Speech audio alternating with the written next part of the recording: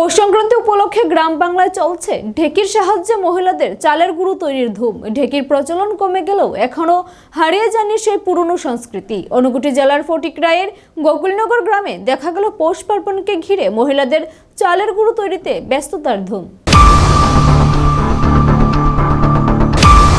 সময়ের সাথে পাল্লা দিয়ে ক্রমশই আধুনিকতা গ্রাস করছে মানব সভ্যতাকে, আর সেই আধুনিকতার গ্রাসে ক্রমশই প্রাচ্য সংস্কৃতিকে যেন ভুলতে বসেছেন সভ্যতার বিকাশে এগিয়ে চলা মানুষ। তবে যান্ত্রিক সভ্যতার যুগে প্রাচ্য সংস্কৃতির গুরুত্ব কমলেও পুরনো সভ্যতা যে একেবারে হারিয়ে যায়নি তা দেখা গেল পৌষ সংক্রান্তিতে। বাঙালি সংক্রান্তি মানেই পিঠেপুলির উৎসব, আর চালের গুঁড়ো ছাড়া পিঠেপুলির স্বাদ যেন অতৃপ্ত বাঙালির কাছে। তাই সংক্রান্তি এলেই ধুম পড়ে চালের গুঁড়ো তৈরির। প্রাচীনকালে ঢেকির সাহায্যেই করা হতো এইসব চালের গুঁড়ো, কিন্তু যান্ত্রিক সভ্যতার যুগে অনেকটাই গুরুত্ব কমেছে ঢেকির। তবে গ্রাম ত্রিপুরার অনেক বাড়িতেই এখনও প্রচলন রয়েছে সেই ঢেকির। ঊনকোটি জেলার ফটিকরায় গোকুলনগর গ্রামে দেখা গেল সেই প্রাচীন সংস্কৃতি তথা ঢেকির। এলাকার বাসিন্দা মীরারানী দেবের বাড়িতে রয়েছে সেই প্রাচীনকালের ঢেকি। তিনি জানিয়েছেন তাদের বাড়িতে প্রায় 40 বছর ধরে চলে আসছে এই ঢেকির প্রচলন। সংক্রান্তির অনেক আগে থেকেই শুরু হয় ঢেকিতে চালের গুঁড়ো তৈরির কাজ। গ্রামের অন্যান্য মহিলারাও এখানে চালের গুঁড়ো তৈরি করতে ছুটে যান। ভোর রাত থেকে গভীর রাত পর্যন্ত ঢেকিতে গুঁড়ো তৈরির কাজ চলে বলে জানালেন তিনি।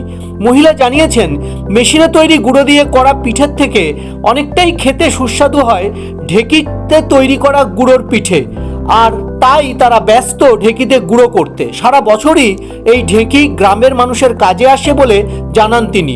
মহিলা জানান ঢেকিতে গুঁড়ো করা পরিশ্রমের কাজ হলেও এটাতেই তৃপ্ত হন তারা। দেখি দিয়া আমরা মেশিনের গুড়ির পিঠা খাইতে আরাম পাই না, যার কারণে আমরা দেখি দিয়া ভাত দিই।